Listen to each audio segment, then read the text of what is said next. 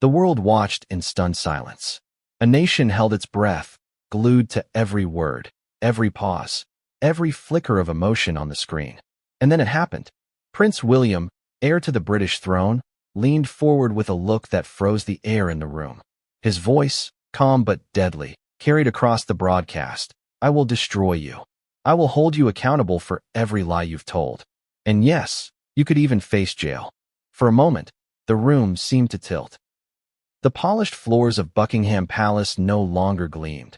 The walls themselves seemed to shrink. How could this be happening live on television? How could a man so composed, so measured, unleash a verbal storm against a member of his own family, a woman once embraced by the public and celebrated as a modern royal icon? And more importantly, how did Meghan Markle, Duchess of Sussex, react when the heir apparent didn't just criticize her? He threatened her very existence within the monarchy? Before we continue, please hit the like button, subscribe to the channel, and turn on the notification bell for updates. It all began with whispers behind palace doors. Rumors of tension, disagreements, and disputes over private matters had been circulating for months. Insiders hinted at escalating conflicts between William and Meghan, between tradition and modernity, between public image and private truth. But nobody expected these conflicts to erupt so violently, so publicly, and with such devastating consequences. The stakes were higher than anyone could imagine. Not only was the reputation of one royal hanging by a thread, but the monarchy itself seemed poised on the edge of a precipice. William's words weren't merely a scolding, they were a declaration of war, and the timing couldn't have been more explosive. Just days earlier, Meghan had given a carefully curated interview, presenting herself as a victim of misrepresentation, of family betrayal, of media intrusion. She appeared calm, collected, even sympathetic. Yet in the shadowed corridors of power, William had been watching, calculating, and preparing his response. How did it come to this? To understand the magnitude of this confrontation, we have to go back, tracing the subtle tensions, the private disagreements, and the explosive moments that led William to make a threat so bold, so unprecedented. Because this isn't just a story of family drama. It's a story of power, loyalty, and the crushing weight of legacy.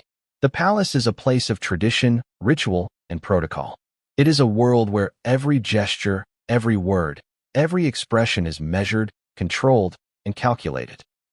And yet, for all its grandeur, the palace is also a place of secrets. Behind its gilded doors, arguments rage. Alliances are formed and broken. Decisions that affect millions are made in hushed voices, in rooms that see no sunlight. And now, one of those decisions had spilled into the public eye with the force of a thunderclap. William's public confrontation wasn't just about a disagreement over protocol or public image. It was about lies. Alleged lies, carefully constructed narratives, and manipulations that threatened the integrity of the royal family. For years, the world had watched Meghan with fascination. She was charming, intelligent, modern, and daring. But according to William, the story presented to the public was only half the truth. Behind the headlines, behind the Instagram posts, behind the glossy magazine covers, lay discrepancies that, in the eyes of the heir to the throne, could not go unchallenged. And so, live on television, William began to expose these discrepancies. He pointed to interviews, public statements, and media appearances, highlighting contradictions and inconsistencies. He did not shout. He did not gesticulate wildly. His voice remained steady, his posture composed. But every word was deliberate, every phrase aimed with precision. It was the kind of delivery that only someone with absolute certainty, absolute authority, could pull off. And for Meghan, watching from her private quarters, it was a moment of reckoning. But what makes this confrontation even more shocking is the threat itself. Royal titles and privileges are not handed out lightly. They are symbols of legacy, duty, and national service. Stripping someone of those titles is a measure almost never undertaken, reserved for acts of the gravest betrayal. To combine that with a threat of jail, a legal consequence that few outside the highest echelons of government can even imagine, was unprecedented. William was signaling not just disappointment or disapproval or anger, but a readiness to wield the full force of his position. And yet, The world reacted with a mix of disbelief, curiosity, and fascination. Social media exploded. Commentators debated. Pundits analyzed body language and tone. Every network replayed the broadcast. Clips went viral. Memes circulated. And through it all, Meghan remained at the center of the storm, her next moves anticipated by millions but known by none. Why now? Why in this moment, with the public watching, would William choose to confront Meghan so openly? The timing suggests layers of strategy, of planning, and perhaps of desperation. The palace is no stranger to crises, but this one carries a personal edge that cuts deeper than public opinion ever could. For William, it may have been a culmination of months of private frustration, of feeling misrepresented or even betrayed. And for Meghan, it might have been the breaking point, a public airing of grievances she could neither predict nor control. This story also exposes a critical question. How does one navigate loyalty to family versus duty to institution? William represents the monarchy, an institution that must remain above reproach, that must maintain stability at all costs. Meghan represents an individual, a woman asserting her identity, her narrative, and her agency in the face of intense scrutiny. When these two worlds collide, the result is explosive. And that explosion, we are learning, has consequences far beyond a single broadcast.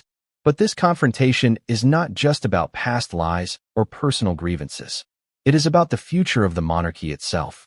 Public trust, once fractured, is difficult to repair. Every action, every word, every decision has ripple effects that extend far beyond the palace walls. And in this case, those ripples are enormous. William's threat carries weight because it signals boundaries, it signals consequences, and it signals a readiness to defend the institution at any cost, even against family. And what about Meghan's reaction? How does one maintain composure in the face of threats that touch every aspect of your life? Your title, your privileges, your public image, even your personal freedom? Sources close to the palace suggest shock, disbelief, and a careful, measured response designed to protect both personal interests and public perception. But the emotional stakes are undeniably high. When the heir to the throne makes a threat of this magnitude, it is not easily ignored. As viewers, we are left with more questions than answers. What exactly were the alleged lies? How far will William go to enforce his threat? What strategies does Meghan have in her corner? And, most importantly, how will this public confrontation shape the narrative of the royal family in the weeks, months, and years to come? The answers are complex, layered, and fraught with emotional tension. What comes next in this unprecedented showdown could redefine the boundaries of public and private life for the monarchy. Could this confrontation escalate further? Could legal action follow? Or could there be a reconciliation behind closed doors that the public will never see? The possibilities are as dramatic as they are unpredictable, and every moment carries weight. This is not just another royal scandal. This is a high-stakes drama unfolding in real time, played out on screens worldwide. It combines legacy, betrayal, family loyalty, public scrutiny, and personal ambition in a way that few could anticipate. And it is just beginning. The air in London felt heavier that morning. The streets outside Buckingham Palace, normally a place of quiet ceremony and reverent tourists, were alive with tension, whispers, and the subtle hum of anticipation. Cameras had begun to gather, reporters jostling for position, their lenses trained on the gilded gates, waiting for any sign, any movement that could signal what the palace insiders already knew. Something unprecedented was about to happen. Inside the palace, the atmosphere was markedly different. The usual rhythm of royal life. The formalities, the polished floors, the hushed voices, was replaced by a charged, almost electric silence. Courtiers moved briskly through the hallways, whispering in corners, eyes darting to the doors behind which the future king was preparing for an action that would shock the world. William had never publicly threatened a family member before, let alone someone of Meghan's visibility and influence. Yet here he was, calculating every word, every pause, every inflection to ensure the message landed with precision. But what had led to this point? The seeds of this confrontation were sown long before the cameras rolled, long before the public caught wind of tension between William and Meghan. Behind the closed doors of palaces across the United Kingdom, conversations simmered. Whispers turned into arguments. Disagreements escalated into ultimatums. Sources reveal that months of behind-the-scenes tension had been building, fueled by differing visions of duty, protocol, and the role of public perception in royal life. Every interview Meghan gave, every appearance she made, was being scrutinized, and according to insiders, William believed that these public portrayals had crossed a line, misrepresenting the royal family, undermining their authority, and creating narratives that threatened the institution itself. The palace staff were caught in the middle. On one hand, they were trained to maintain decorum, to keep the machinery of royalty running smoothly. On the other, they were witnesses to a growing storm that no handbook could address. Reports suggest that aides, advisors, and even members of security were given confidential briefings, instructed to anticipate public fallout and manage both Meghan's response and the media narrative. It was a delicate dance, balancing loyalty to the crown with the chaos unfolding in real time. Outside the palace, the public had begun to sense the tension. Social media chatter was rampant, speculation rampant, and every subtle movement of royal vehicles or sudden security measure became a source of headline news. The British public, always captivated by the monarchy, sensed that something unprecedented was brewing.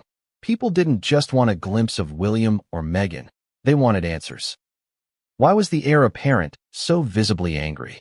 Why were threats being whispered in corridors that normally saw only ceremony? And more urgently, what did this mean for Meghan's place in the royal family?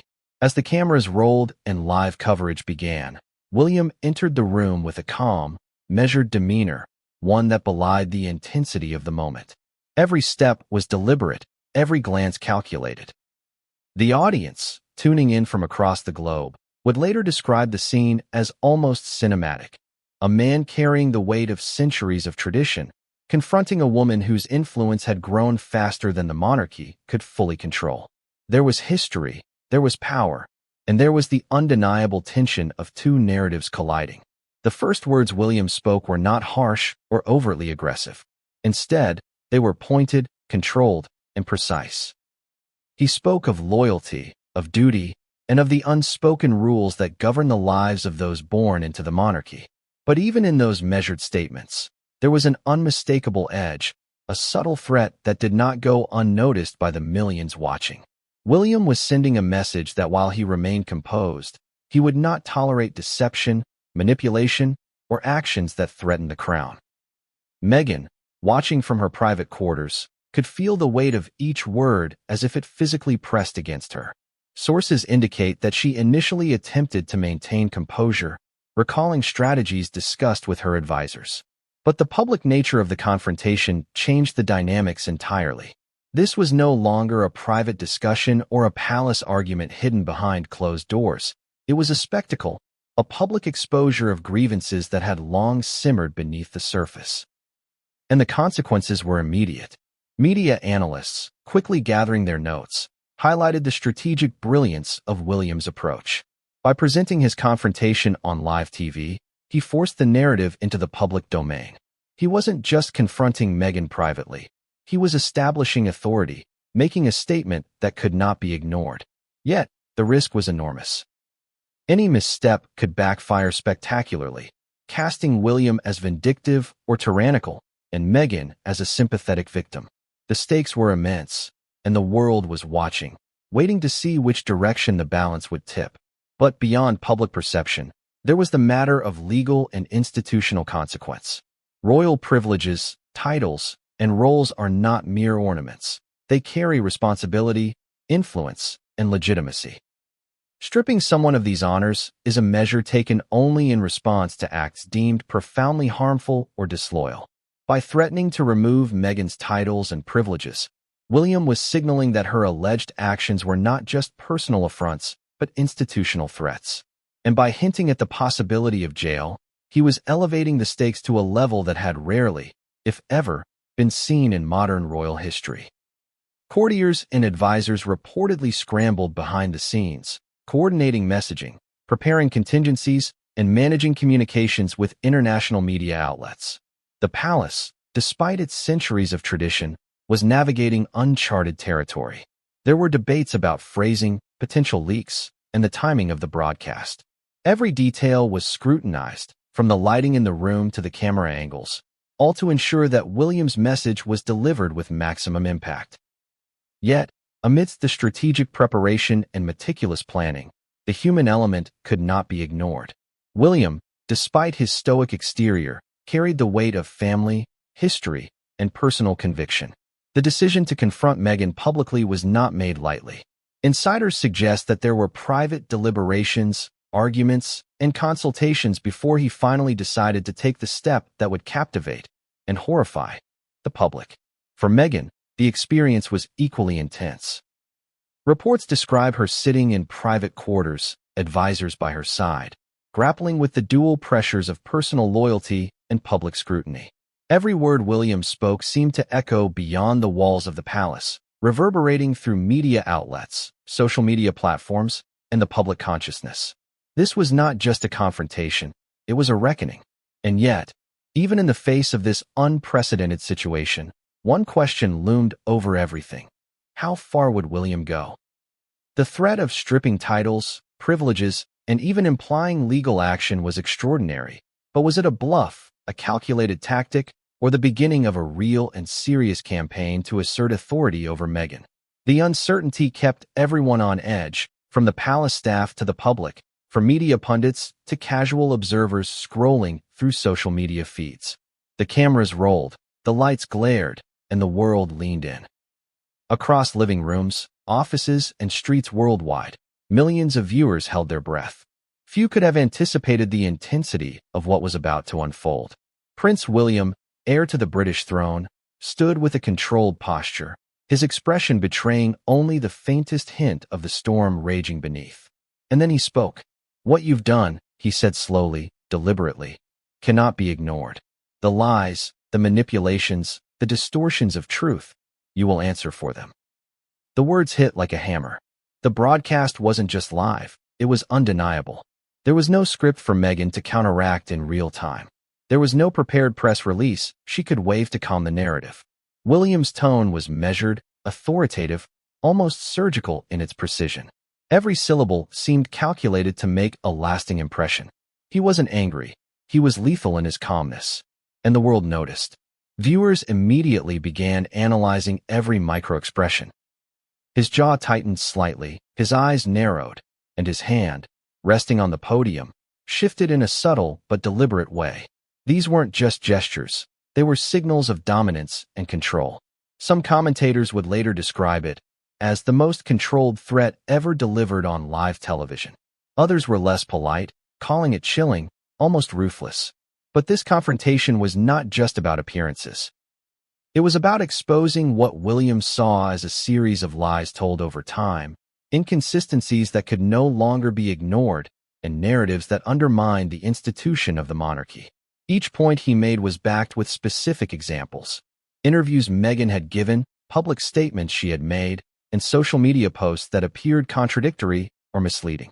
William's approach was methodical, almost prosecutorial, building a case for the public to witness.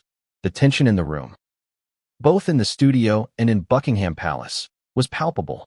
Advisors and aides, normally composed and behind the scenes, were visibly anxious. They whispered to each other, recalibrating messaging, anticipating public reaction, and preparing for every potential outcome. Some were concerned about backlash. Others recognized the brilliance of William's strategy. By confronting Meghan publicly, he not only addressed the alleged lies, but also established himself as the ultimate arbiter of truth within the royal family. And Meghan? She was watching from her private quarters, surrounded by a small group of advisors and confidants. According to insiders, her initial reaction was shock, followed quickly by a carefully measured composure. She recognized that this was a battle of perception as much as truth. Every second of this confrontation was shaping how the world would see her, William, and the monarchy itself. Every word spoken, every pause, every glance was being dissected in real time by millions. William's words were not limited to accusations. He escalated the confrontation with a chilling precision. "You will face consequences," he said. "I will strip you of your royal privileges, your titles. And if that is not enough to ensure accountability, legal action will follow." The room seemed to shrink around these words. Viewers around the world felt a collective intake of breath. Rarely had a royal figure, especially one next in line to the throne, delivered a threat with such clarity and authority. Analysts and royal commentators immediately weighed in. Legal experts debated the feasibility of stripping Meghan of her titles or pursuing legal consequences. Pundits dissected William's tone, gestures, and strategy. Social media exploded, with hashtags trending globally. Every network replayed the confrontation, slowed down the footage, and paused on his expressions, trying to uncover the subtext behind each word. Memes appeared within minutes, some supportive of William, others sympathetic to Meghan, but all acknowledging the unprecedented nature of the moment. Despite the public spectacle, the confrontation carried deeply personal undertones. Insiders suggest that the tension between William and Meghan had been simmering for months, fueled by disagreements over family dynamics, public statements, and the media portrayal of the royal family. What made this broadcast extraordinary was the choice to move the conflict from private disputes behind palace walls to a global audience. William's decision was strategic. It wasn't just a family argument anymore. It was a performance designed to assert authority and demand accountability. But William's strategy was a double-edged sword. While he projected strength and authority, he also exposed the family's vulnerabilities. By taking the confrontation public, he risked polarizing opinion, alienating supporters, and igniting backlash from those who viewed Meghan as a modernizing influence within the monarchy. The stakes were enormous, and the outcome uncertain. As the confrontation continued, William methodically addressed each alleged misstep, detailing moments where he believed Meghan had misrepresented facts or created narratives that were inconsistent with palace accounts. He highlighted examples of statements that contradicted previous remarks, carefully juxtaposing media appearances with internal communications. The intent was clear: to show the public a pattern of behavior, to create a case that was compelling and undeniable. Every word he spoke carried weight. It was a reminder that the monarchy, despite its centuries-old traditions, was not immune to scrutiny, internal conflict, or public judgment. William's calm, measured tone only amplified the impact of his words. Unlike a shouting match or a dramatic confrontation, this was strategic, disciplined, and devastatingly effective. It was authority wielded with precision, leaving no room for doubt about who held power. At the same time, Meghan's response, or the lack of one during the broadcast, added a layer of suspense. She did not interrupt, she did not argue, she did not raise her voice. Instead, she absorbed the impact, calculating her next steps carefully. According to sources, she was weighing options for a measured response, considering legal, strategic, and public relations moves to counteract the threat. The tension was not just in William's delivery, but in the pause before Meghan's reaction, a pause that left the public and palace insiders alike on edge. The emotional stakes were amplified by the global audience. People were not merely watching a dispute between two individuals. They were witnessing a confrontation that blended family, legacy, politics, and public perception. It was dramatic, tense, and unlike anything the monarchy had ever displayed in the modern media era. And the fallout would be immediate. Social media erupted with debates, polls, and discussions about the implications of William's words. News outlets scrambled to contextualize the confrontation, providing historical context, legal analysis, and expert opinions. Behind the scenes, the palace faced logistical challenges as well. Security protocols were heightened, communications channels monitored, and staff prepared for rapid developments. Every aspect of the monarchy's operations was impacted by a single broadcast, highlighting the fragility and complexity of public perception when royal family matters are aired so openly. By the time the confrontation concluded, the world had witnessed something historic. William had publicly accused Meghan of deception, threatened her privileges, and signaled potential legal consequences, all without raising his voice. The power dynamics were clear. The heir to the throne had asserted dominance, while Meghan, for the moment, remained in a precarious position, her response measured, her next moves uncertain, and her reputation hanging in the balance.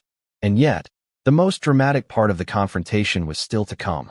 Insiders hint at private moments immediately following the broadcast. urgent meetings, heated discussions, and strategic planning sessions that would determine the next phase of this unprecedented saga.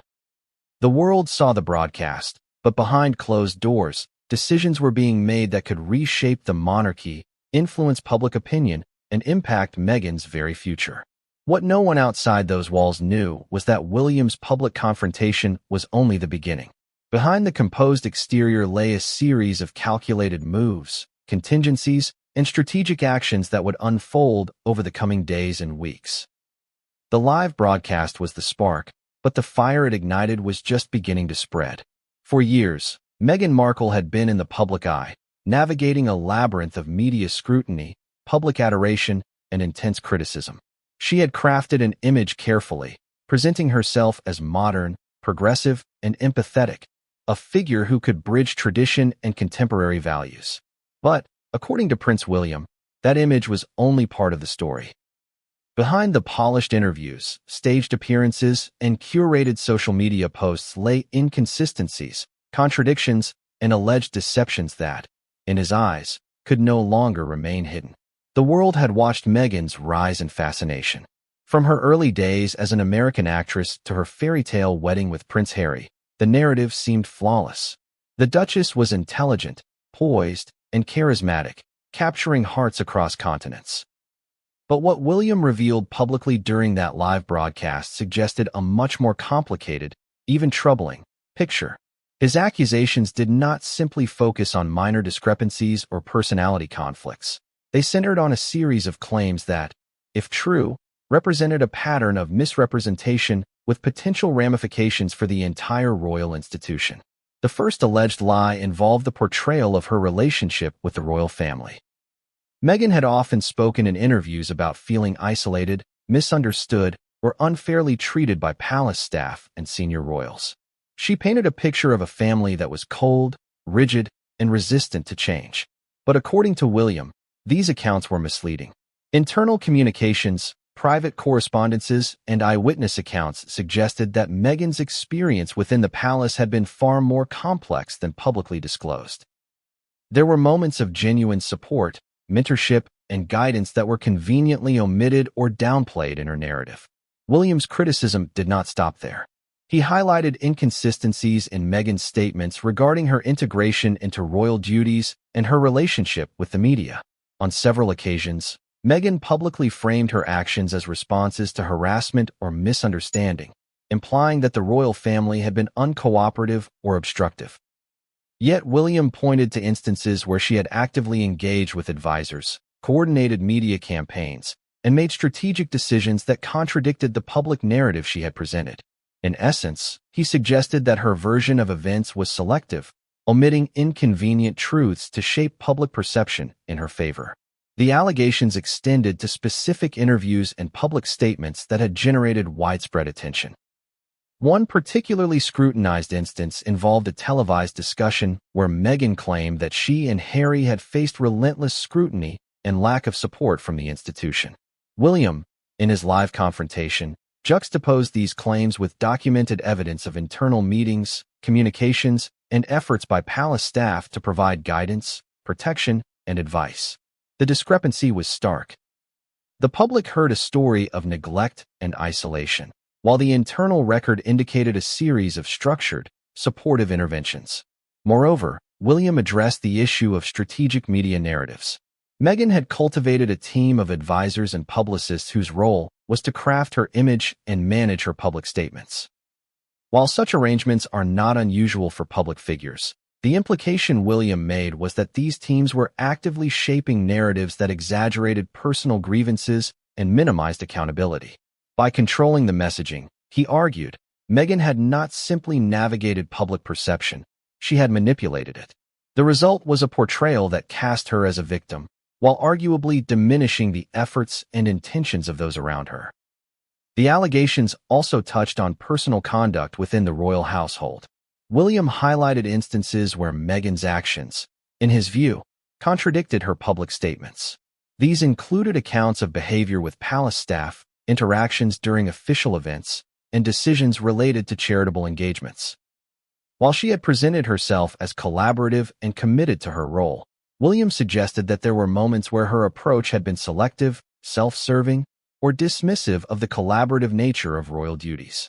The tension between perception and reality, he implied, was at the heart of the alleged deception.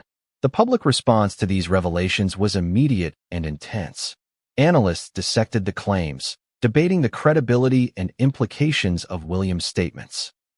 Legal experts discussed the potential consequences, while social media users erupted with reactions ranging from outrage to support, from sympathy for Meghan to admiration for William's composure.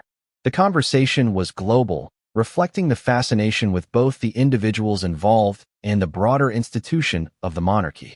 But perhaps the most significant aspect of this chapter of the confrontation was the emotional impact. William's exposure of these alleged lies was not merely a tactical maneuver. It carried a deeply personal dimension. It was a reflection of frustration, disappointment, and the perceived necessity of defending the integrity of the royal family. By bringing these allegations into the public eye, he was asserting that deception, however well-crafted or strategically motivated, would not be tolerated. The confrontation was as much about accountability as it was about perception, signaling that actions and words, when publicized, carry consequences that cannot be ignored. Meghan's advisors faced immediate challenges in response. How could they counter allegations that were being presented so publicly and authoritatively? Any response risked escalating the confrontation, exposing further details, or fueling media speculation. At the same time, inaction risked allowing the narrative to solidify in the public mind. The strategic calculus was delicate. Respond too quickly, and the reaction could appear defensive or guilty. Wait too long, and the story could take on a life of its own. The allegations also sparked debate about transparency, accountability, and the pressures of modern royalty. Some commentators argued that William's exposure was a necessary corrective, a reminder that even those in the public eye must navigate truth responsibly. Others suggested that the public nature of the confrontation blurred the lines between personal grievances and institutional authority, raising ethical questions about family disputes aired for global consumption. In either case, the impact was undeniable. The monarchy had been thrust into the spotlight in a way that combined personal conflict, public scrutiny, and institutional implications. What made the alleged lies particularly potent was their layered complexity. They were not simple errors or misstatements. They involved a combination of selective disclosure, narrative framing, and strategic omissions.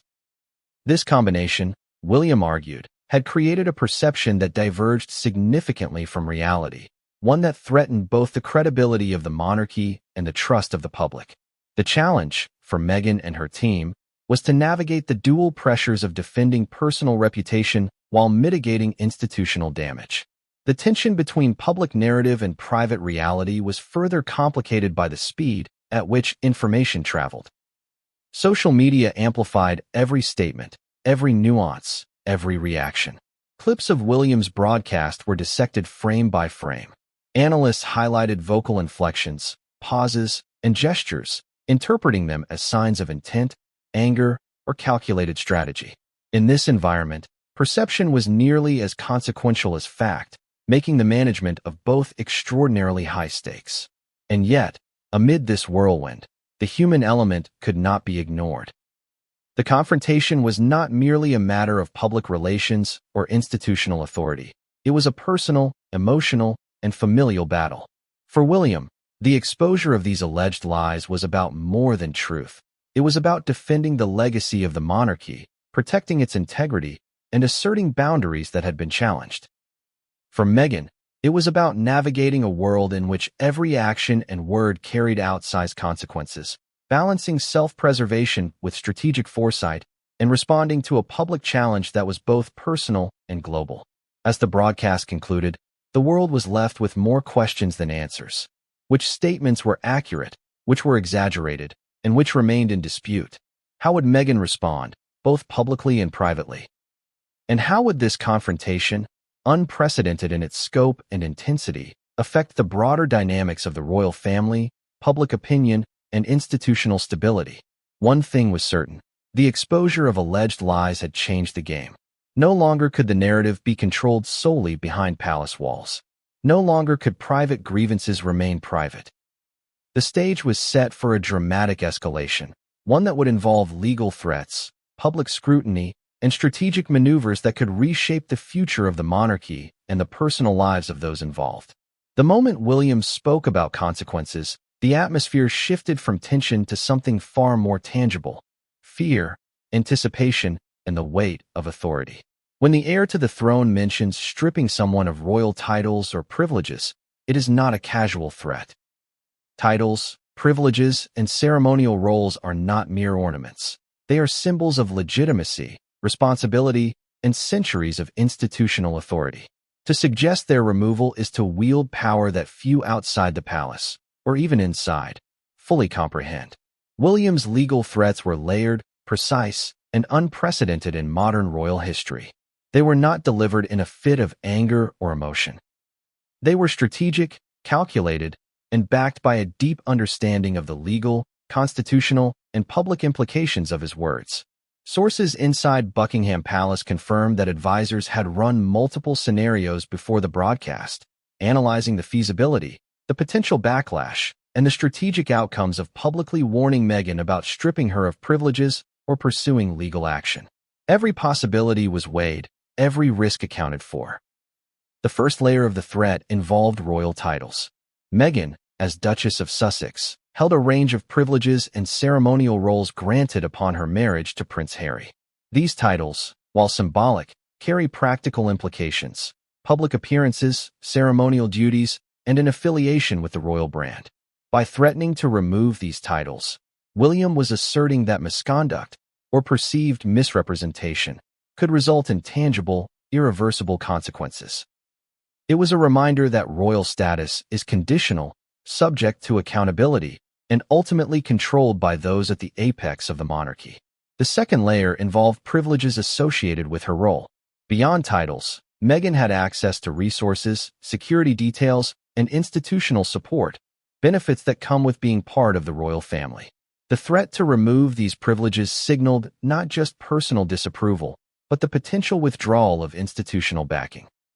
Without these supports, her position within both the palace and the public sphere would be dramatically weakened, making her more vulnerable to scrutiny, criticism, and isolation.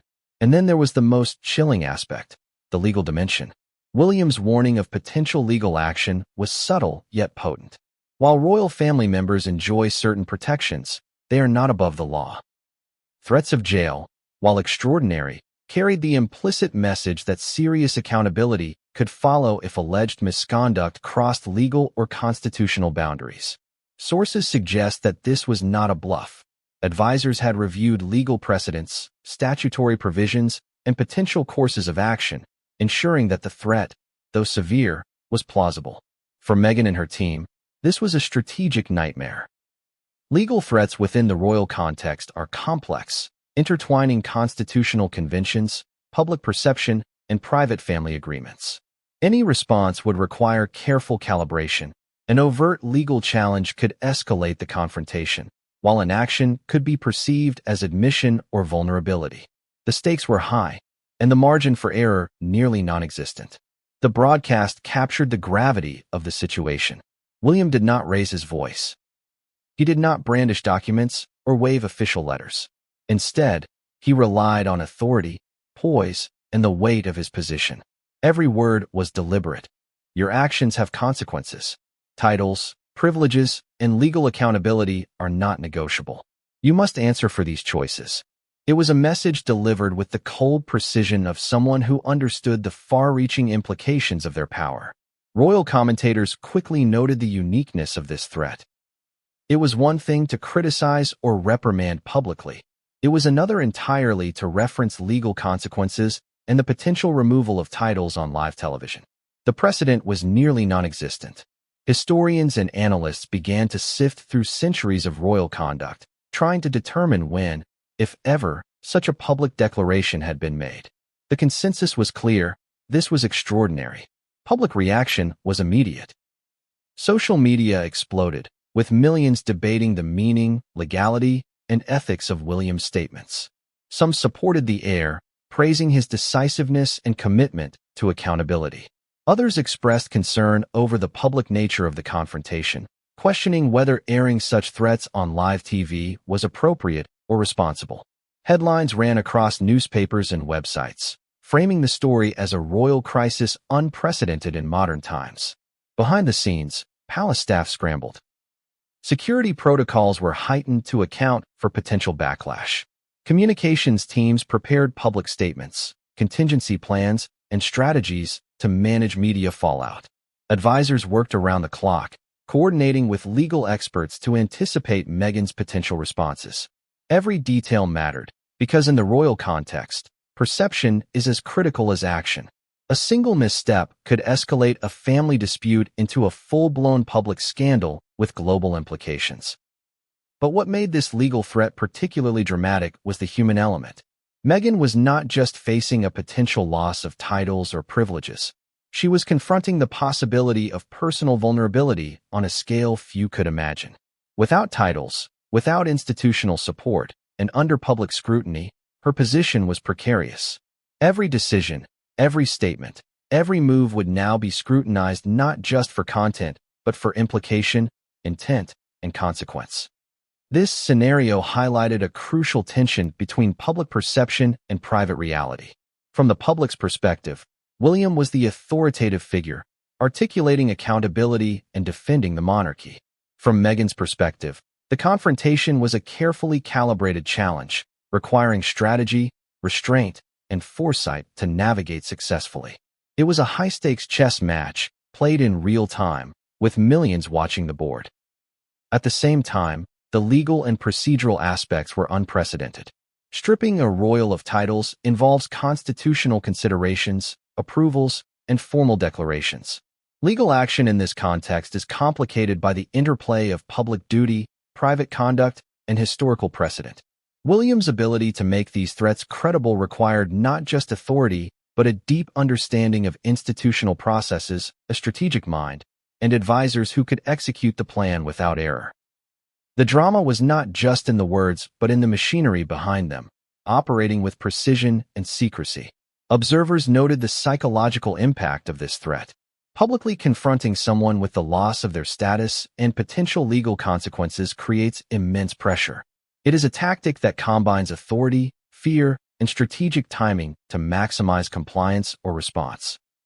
Meghan's next moves would be scrutinized, analyzed, and interpreted, not just for legality, but for emotional intelligence, public perception, and alignment with both personal and institutional objectives.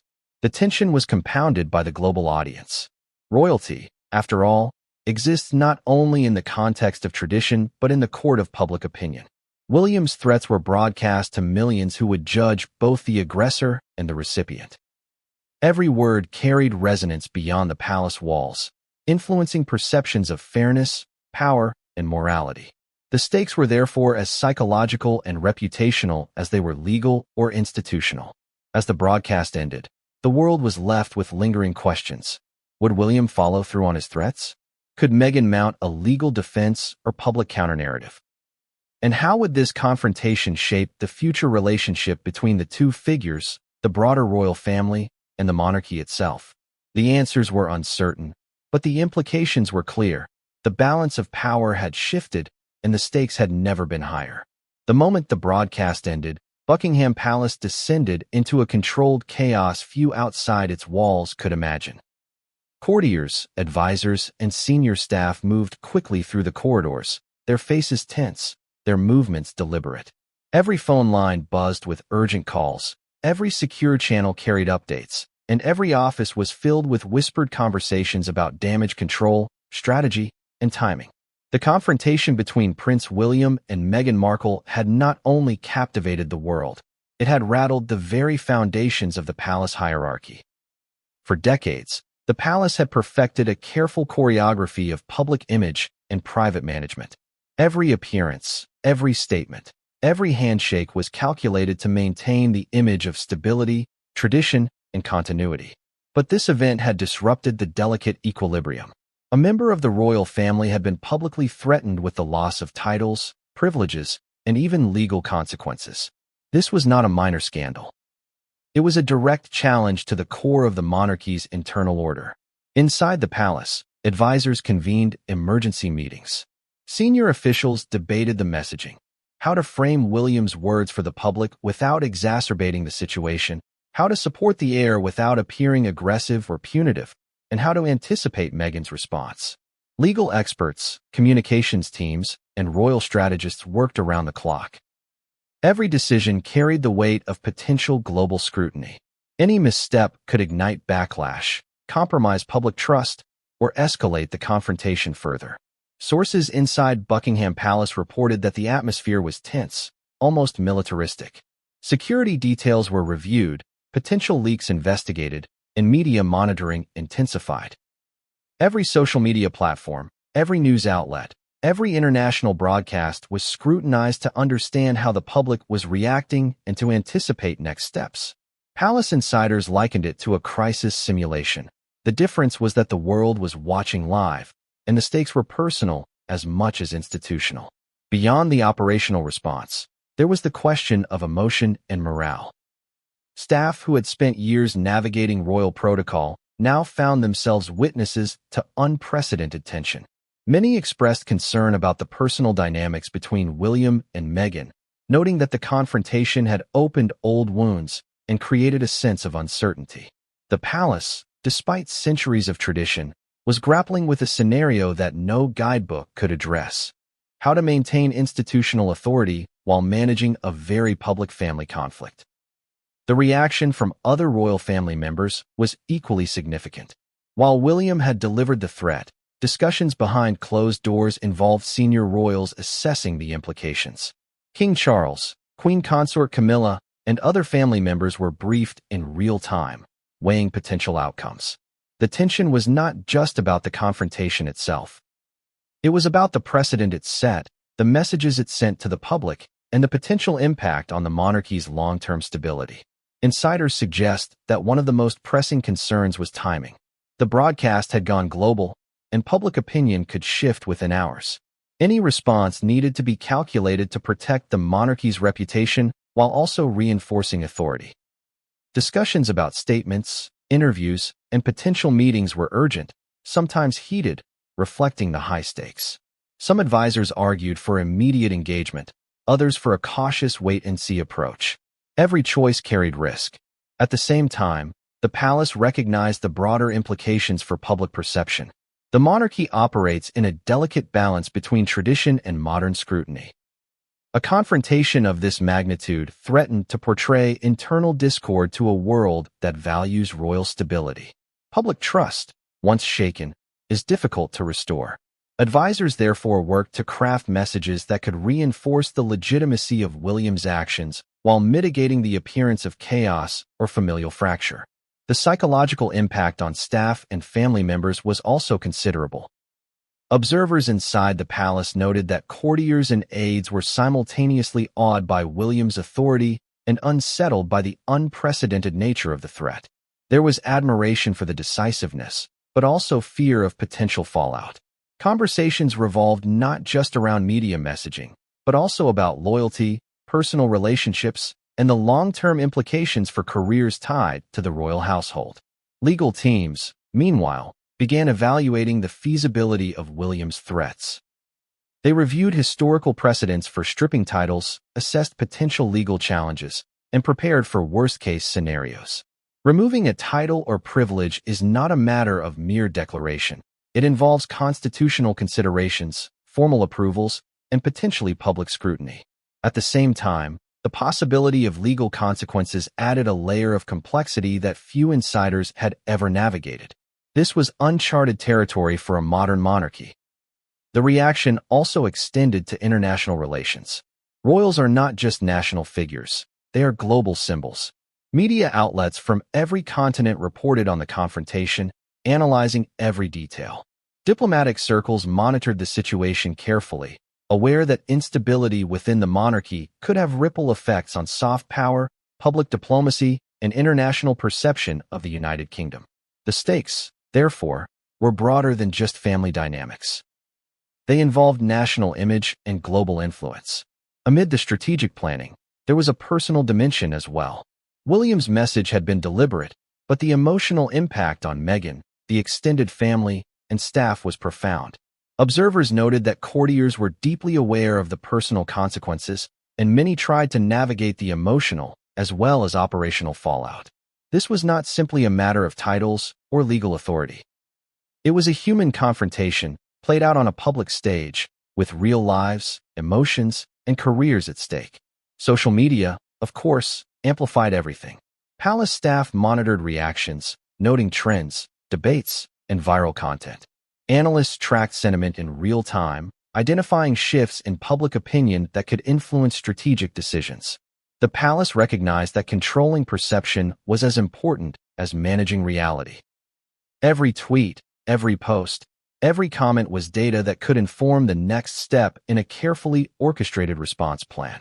By the end of the day, the palace had a clearer understanding of the immediate landscape, but uncertainty remained. Meghan's response, both publicly and privately, was critical.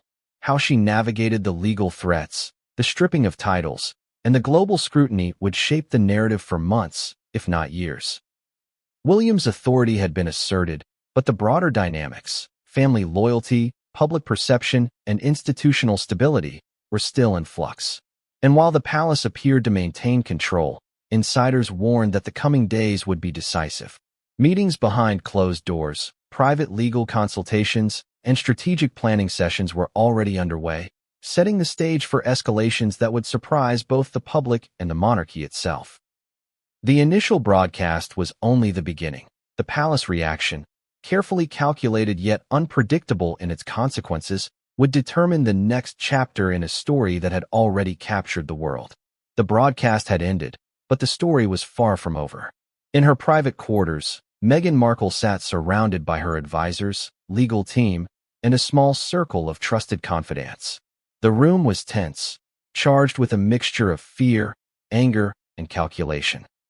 The public had just witnessed her being accused, threatened, and publicly challenged by Prince William, the heir to the throne. Every word of the confrontation had been dissected, every gesture analyzed, and every implication magnified. For Meghan, the stakes were immense. This was no ordinary disagreement. This was a calculated attack on her reputation, her privileges, and her very identity within the royal family. Titles, privileges, legal threats. The heir had made it clear that her actions, perceived or real, carried consequences that could alter her life forever. Now it was her turn to respond, and the strategy had to be flawless. Her first priority was narrative control. Meghan knew that perception often mattered more than fact in the court of public opinion. Her team immediately began crafting a response that would address the accusations without escalating the conflict. The goal was to demonstrate transparency, integrity, and composure while subtly countering William's narrative. Every sentence, every public statement, every social media post was analyzed for potential impact. Legal considerations were paramount. Meghan's attorneys reviewed every possible angle. The feasibility of challenging the stripping of titles, the implications of public threats, and the potential for defamation or misrepresentation claims. While the monarchy operates under unique constitutional conventions, legal experts advised that there were avenues to protect her rights and interests. Strategy meetings lasted hours, often running late into the night, balancing legal prudence with public relations acumen. Meanwhile, her communications team focused on public perception. They analyzed social media trends, global news coverage, and media sentiment, identifying areas where Meghan's image could be preserved or enhanced. They planned interviews, carefully crafted statements, and controlled releases of information, all designed to counteract the narrative of deceit and manipulation that William had painted. The emphasis was on portraying Meghan as calm, thoughtful, and strategic, a duchess who could navigate a storm without losing composure. Emotionally, Meghan had to maintain her poise. The confrontation had been personal, public, and humiliating. Any display of anger, defensiveness, or vulnerability could be used against her.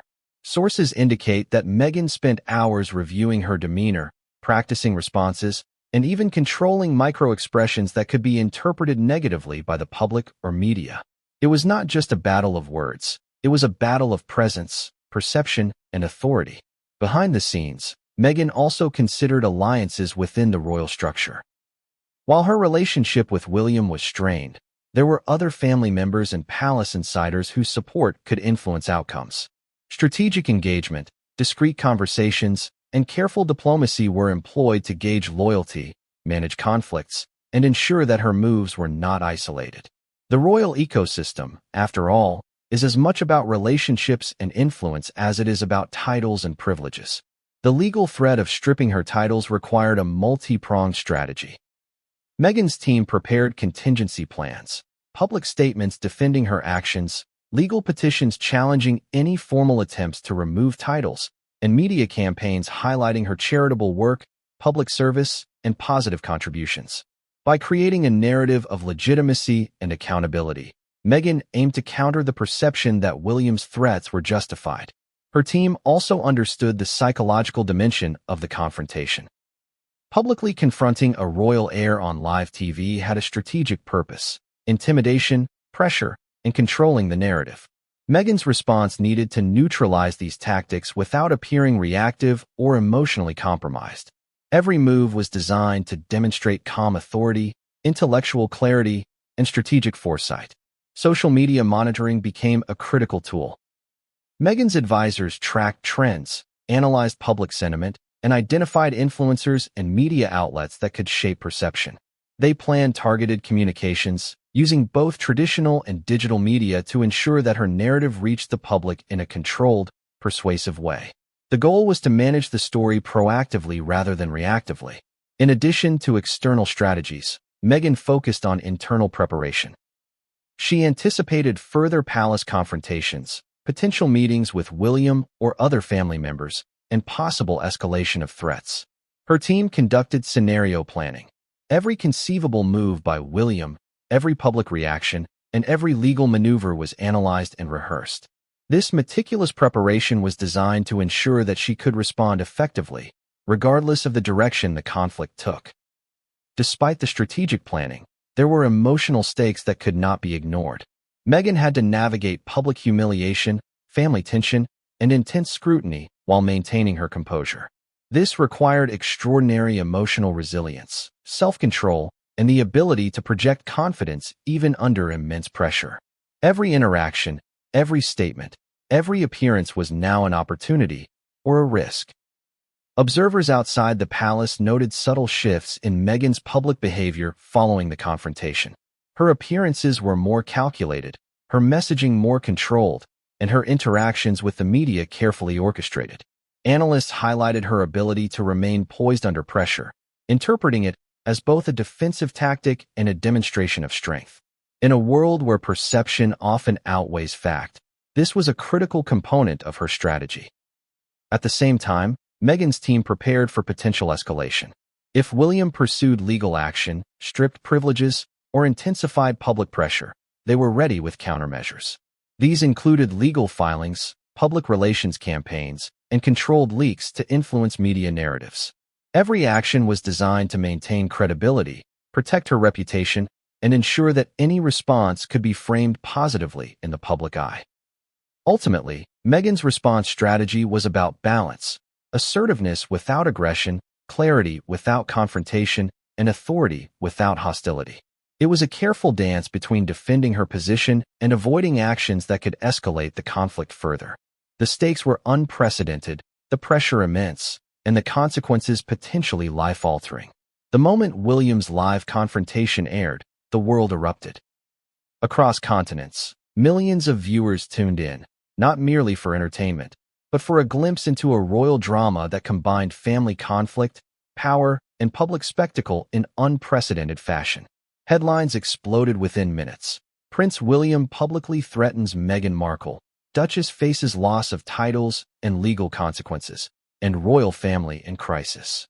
The global media frenzy was instantaneous, intense, and unrelenting. Television networks replayed the footage repeatedly, slowing down his every gesture, parsing each phrase, and debating his tone. Pundits analyzed the legal and constitutional implications of William's threats, while social commentators dissected the personal dynamics, highlighting the tension, history, and potential fallout. Opinion polls surged online, asking the public to weigh in. Was William justified? Was Meghan being unfairly targeted? Could the monarchy withstand this level of public exposure? Social media, of course, amplified the story exponentially. Within moments, trending hashtags spanned multiple platforms, generating millions of posts, comments, and shares. Memes emerged almost instantly, some mocking, some sympathetic, and some analytical. Influencers and celebrities weighed in, providing their takes on the confrontation and shaping conversations in ways that reached far beyond traditional media channels. Twitter, Instagram, TikTok, and Facebook became arenas of debate, each post magnifying the impact of William's words. Public opinion was sharply divided. On one side were supporters of William, applauding his decisiveness and commitment to protecting the monarchy's integrity. They argued that his actions were necessary, a display of leadership and authority in a time when perception shapes public trust. On the other side were supporters of Meghan, who saw the broadcast as a calculated attack, an overreach of power, and an example of the monarchy's inflexibility. These debates were not merely passive. Online communities mobilized, amplifying narratives, circulating clips, and dissecting every element of the broadcast. International media added another layer of intensity. Outlets in the United States, Europe, Asia, and Australia ran breaking news coverage, providing analysis, interviews with royal experts, and historical context. Each outlet framed the story according to local perceptions, cultural biases, and audience expectations. In the U.S., Meghan's American roots became a focal point, framing her as a modern outsider challenging centuries of tradition. In the UK, the emphasis was on institutional stability, duty, and the implications for the monarchy.